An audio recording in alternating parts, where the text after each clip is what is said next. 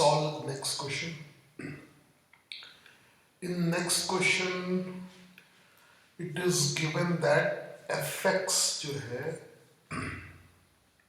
वो under root cos x minus, यानी fx की जो वैल्यू है that is square root of cos x minus half, cos x minus half. तो इसमें भी बेसिक कंसेप्ट तो वही है कि अंडर रूट के अंदर जो कुछ भी होगा वो या तो जीरो से बड़ा होगा या जीरो के बराबर होगा। ठीक है, तो वही लिख लो। तो cos x minus half is greater और equal to zero.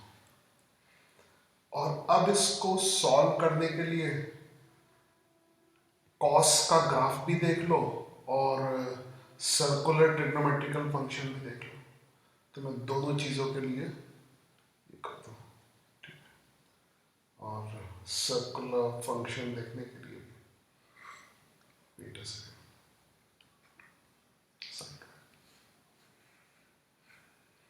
Okay. So cos x का ग्राफ तो कुछ ऐसे होता है, ऐसे यहां से like this।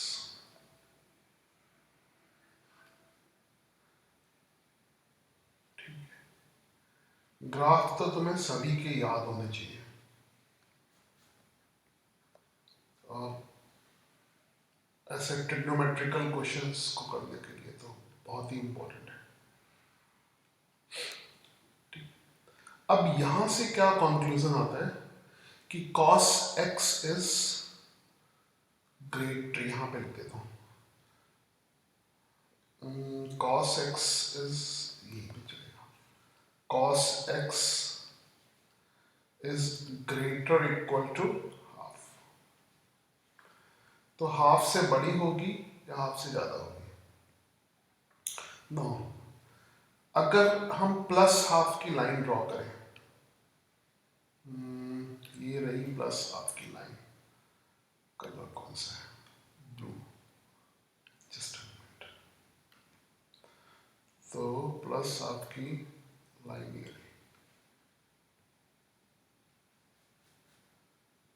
ठीक है।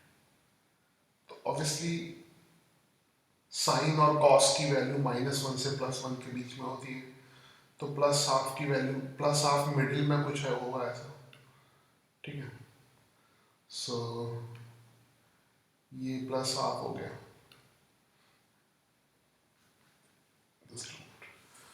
This point is plus half, plus half. अब cos x की वैल्यू प्लस हाफ से ज्यादा है, मतलब ये वाला सेक्शन चाहिए हमें प्लस हाफ से ज्यादा, ये वाला सेक्शन चाहिए, ये वाला सेक्शन चाहिए, ये वाला सेक्शन चाहिए। तो ऐसे बहुत सारे सेक्शंस होंगे जिसमें cos x की वैल्यू प्लस हाफ से ज्यादा होगी। सो अब आ जाए सर्कुलर फंक्शन की तरफ। तो cos x की value plus half positive, cos x की पॉजिटिव, cos की वैल्यू पॉजिटिव कब होगी? जब बेस पॉजिटिव होगा, और बेस है ना, बेस अपॉन हाइपोटेन्यूज। तो बेस फर्स्ट और फोर्थ क्वाड्रेंट में पॉजिटिव होता है ना। ये चीज मैं तुम्हें एकदम बेसिक से बता रहा हूँ क्योंकि बहुत सारे बच्चे इसको रखते हैं। तो 1 4, क्योंकि बेस किस में पॉजिटिव होता है? बेस का मतलब होता है एक्स कोऑर्डिनेट, एक्स कोऑर्डिनेट किस में पॉजिटिव होता है? 1 और 4 में। तो cos भी, क्योंकि cos theta is equal to, अच्छा ये x से कंफ्यूज मत होना, वो यहाँ पर मैं जब x y की बात कर रहा हूँ तो सर्कुलर या कोऑर्डिनेट ज्योमेट्री के x और y की बात कर रहा हूँ, है ना, सर्कुलर फंक्शन की या कोऑर्डिनेट ज्योमेट्री के। और ये x डिफरेंट है, ये x एक्चुअली में एंगल वाला x है, ठीक है, एंगल वाला x है। तो यहाँ पे एक्चुअली में cos x is equal to half, तो थीटा की तरह काम कर रहा है ये, तो थोड़ा सा ध्यान देना।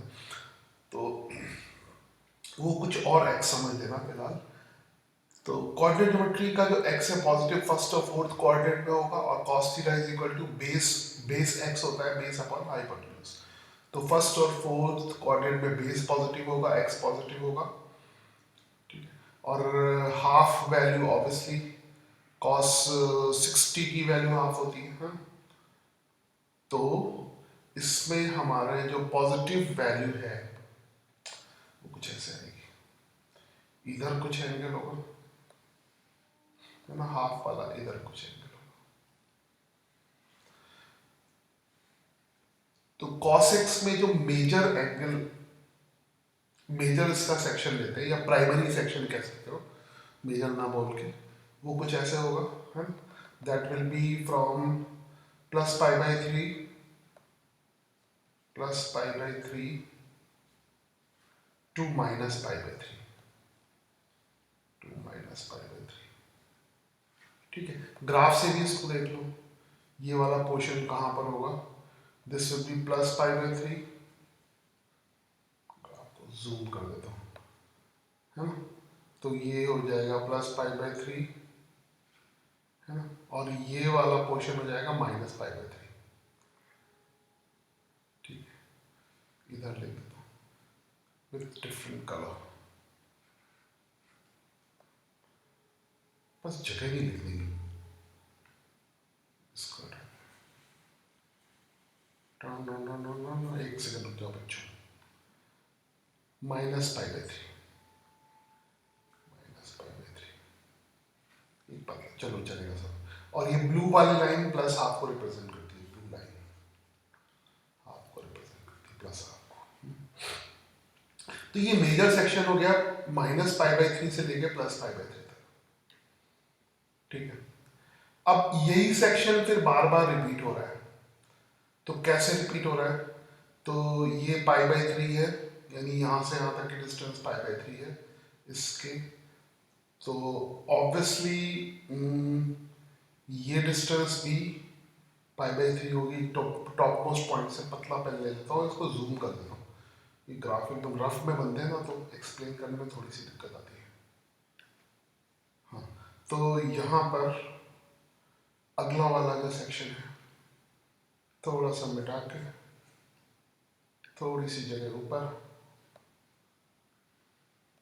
इसको ढंग से समझना क्योंकि इजी है और बहुत कंसेप्चुअल है, समझ रहे हो? इसमें जल्दबाजी मत करना। तो ये फिर जैसे यहाँ पे कौन सा 0 डिग्री एंगल से लिया, तो वैसे ही कुछ 0 डिग्री एंगल यहाँ पर भी होगा, मतलब यहाँ पर क्या होगा, इसको हम उसी तरह से ले सकते हैं। तो इसके बाद का plus pi by three section ये आ जाएगा, ठीक है, इसके बाद का plus pi by three section ये आ जाएगा।